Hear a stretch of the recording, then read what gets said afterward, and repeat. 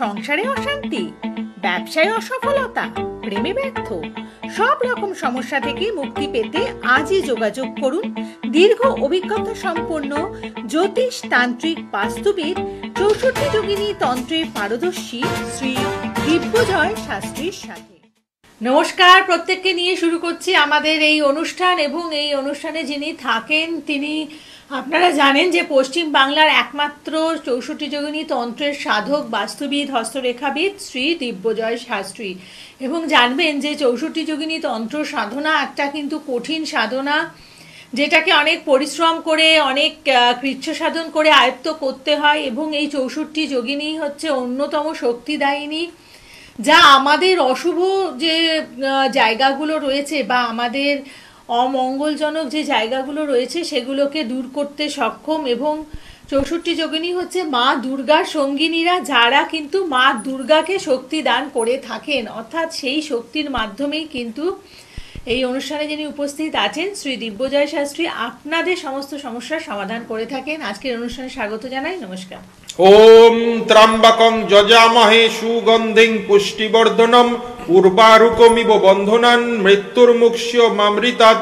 ওং হুং জুং স মহামৃত্যুঞ্জয় শিবায় পাদুকায় নমঃ। নমস্কার, জয় মাতারা, জয় গুরু বামদেব। আমরা জানি যে শনিদেব হচ্ছেন নৈসর্গিক পাপক গ্রহ এবং শনিদেব আমাদের প্রচণ্ড খারাপ করে থাকে, মানে দুঃখ দেয়, আমাদের দুর্দশার কারণ হয়। আবার কখনো কখনো শুনি তিনি খুব শক্তিশালী। এবং আমাদের প্রত্যেকের জীবনেই কিন্তু শনির ৭.৫ ফেজ আমাদের জীবনের মানে চলে। অর্থাৎ এই মুহূর্তে যেই রাশির জাতক জাতিকাদের শনির ৭.৫ ফেজ চলছে, তাদের ক্ষেত্রে চাকরি জীবনে মানে কি ধরনের প্রভাব পড়তে পারে সেই আলোচনায় যাব। দেখো, শনি মহারাজ হচ্ছেন আমাদের যে জাজ, যেটা আমরা বলি যে বিচারক, উনি হচ্ছেন ওই বিচারকের কাজ করে। তোমার পূর্বজন্মের পাপ পুণ্যর ফল কিন্তু তুমি এই জন্মে পাবে, এবং এই জন্মেও কিছু পাপ পুণ্যর ফল তুমি কিছু এই জন্মে পেয়ে যাবে। তো এই জিনিসগুলো কিন্তু শনিদেবের আয়ত্তে আছে। উনি কিন্তু বিচারক হিসেবে তোমাকে সেই দণ্ডটা দেবে, তোমাকে সেই শাস্তিটা দেবে।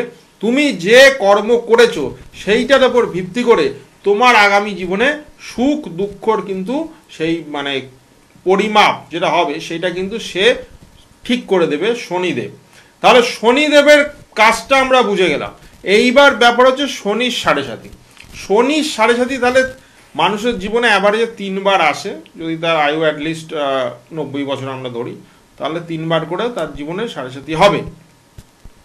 এবার এখন যেমন চলছে ৭.৫ কার, ৩টে রাশির ৭.৫ চলছে। এটি ৭.৫ বছর করে থাকে, মানে রাশিতে প্রত্যেকটা রাশিতে ২.৫ বছর করে থাকবে। এবার 3টে রাশি মিলে ৭.৫ বছর, ৭.৫ বছর ধরে শনির ৭.৫টা চলে।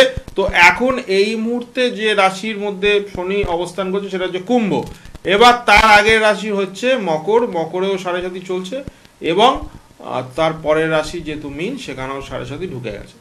কিন্তু অতি শীঘ্র মার্চ মাসে ২৯শে মার্চ শনি কিন্তু রাশি গমন করবেন। উনি কিন্তু এ থেকে আপনার মীনে ঢুকে যাবে, কুম্ভ থেকে।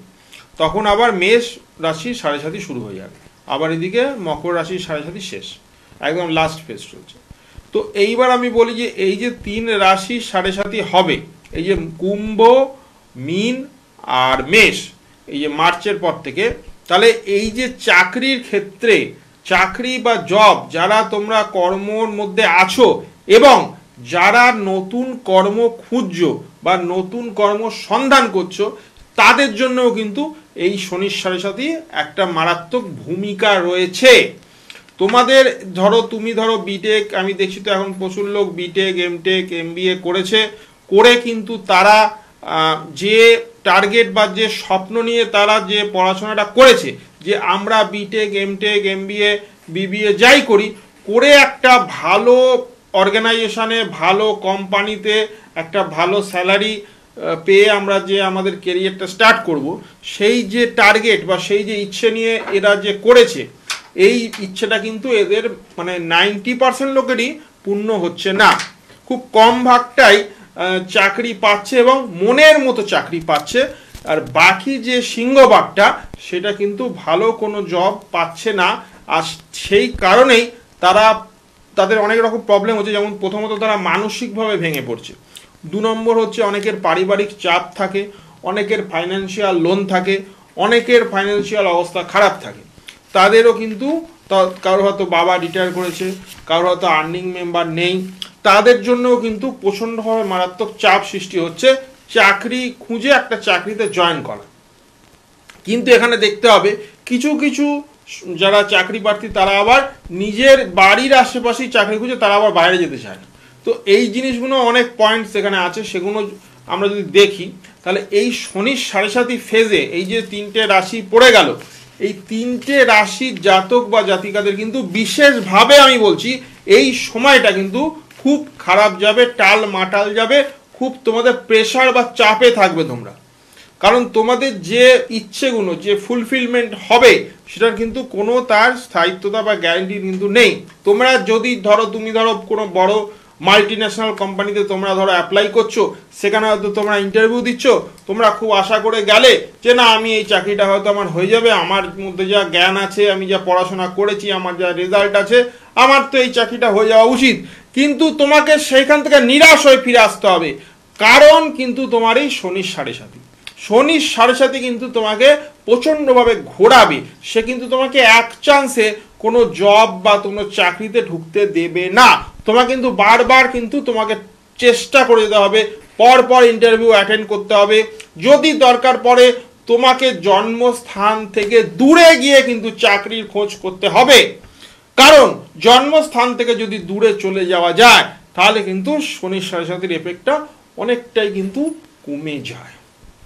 এটা গেল একটা দিক। এইবার আমরা আরেকটা দিকে চলে আসি। ধরো তুমি অলরেডি কোনো কোম্পানিতে বা অর্গানাইজেশনে বা কোনো জায়গায় তুমি কর্মরত আছো, তুমি হয়তো চাকরি করছো, সেই চাকরিতে তুমি হয়তো কয়েক বছর ধরে করতে পারো, বা তুমি হয়তো সবে জয়েন করেছো, দুটোর মধ্যে ধরো একটা হবে। এইবার সেই চাকরিতে দেখা গেলো মানে এমন পরিস্থিতি তৈরি হয়ে গেল, তোমাকে বাধ্য হয়ে সেই চাকরি ছাড়তে হলো, তোমাকে বাধ্য করা হলো রেজিগনেশন দেওয়ার জন্যে, তোমাকে বাধ্য করা হলো যে তুমি সেই চাকরিটা ছেড়ে দাও। পরিস্থিতিটা এমন তৈরি হয়ে গেল, 1 নম্বর।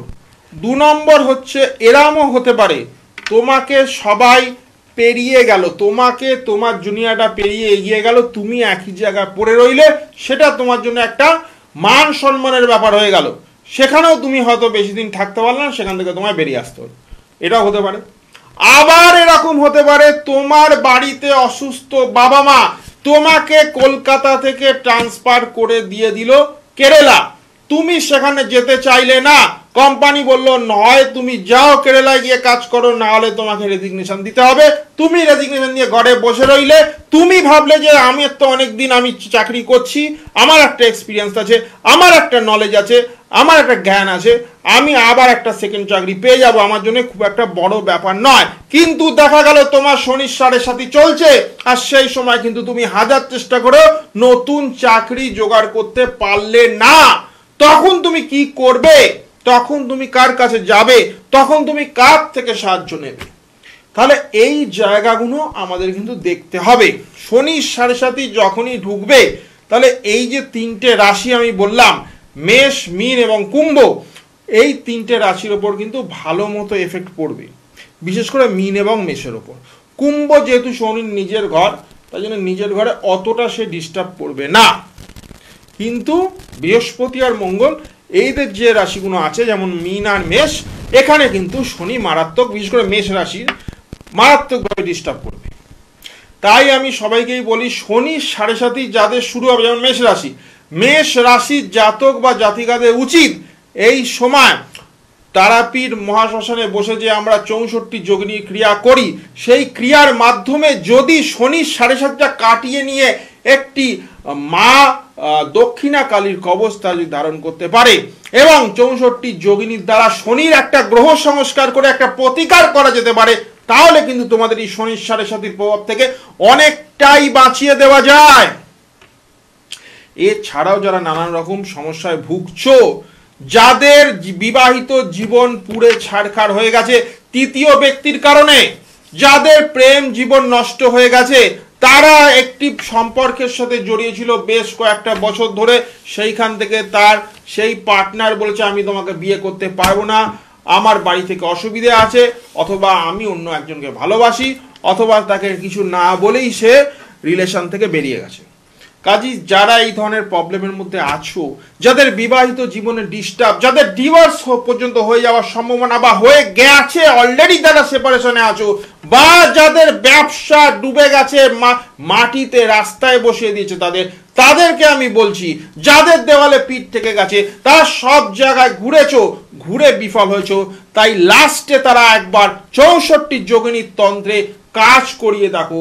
তোমরা যেখানেই যাও, যার কাছেই যাও, যত বড় তান্ত্রিক বা মহারাজের কাছে গিয়ে থাকো না কেন, 64 যোগিনী হচ্ছে এই যে পাওয়ার, এটা হচ্ছে শ্রেষ্ঠ পাওয়ার। কারণ এর মধ্যে মা দুর্গার শক্তি, মা কালীর শক্তি, মা চামুন্ডার শক্তি এবং দশমহাবিদ্যার শক্তি রয়েছে, যা দরুন তোমাদের যে কোনো সমস্যা থেকে কিন্তু এই 64 যোগিনী খুব সহজেই বের করে আনতে পারে। কারণ এই যোগিনীর মধ্যে যে শক্তি আছে, সে তোমাদের পূর্ণ ফল প্রাপ্তি করাবেই। একদম তাই যোগিনী শক্তি হচ্ছে মহাশক্তি, যেই শক্তির মাধ্যমে আপনারা কিন্তু এই যে শনির 7.5 মতো অশুভ যে ফল, সেখান থেকে কিন্তু আপনারা মুক্তি পেতে পারেন। এই শক্তিকে কাজে লাগিয়েই শ্রী দিব্যজয় শাস্ত্রী আপনাদের জন্য বিভিন্ন প্রতিকার তৈরি করে দেবেন, এবং সেই প্রতিকার ধারণের মাধ্যমে আপনারা কিন্তু বিভিন্ন সমস্যার সমাধান করতে সক্ষম।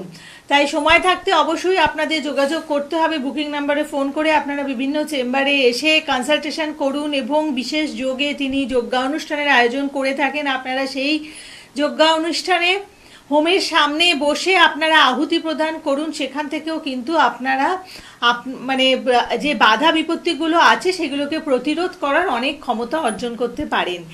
আর আপনাদের জন্য বিশেষ সুযোগ এনেছেন, সেটি হচ্ছে যারা বিভিন্ন সম্পর্কজনিত সমস্যার মধ্যে রয়েছেন এবং সেক্ষেত্রে প্রতিকার করাবেন শ্রী দিব্যজয় শাস্ত্রীর মাধ্যমে, তাদের জন্য কিন্তু একটা স্পেশাল ডিসকাউন্ট রয়েছে।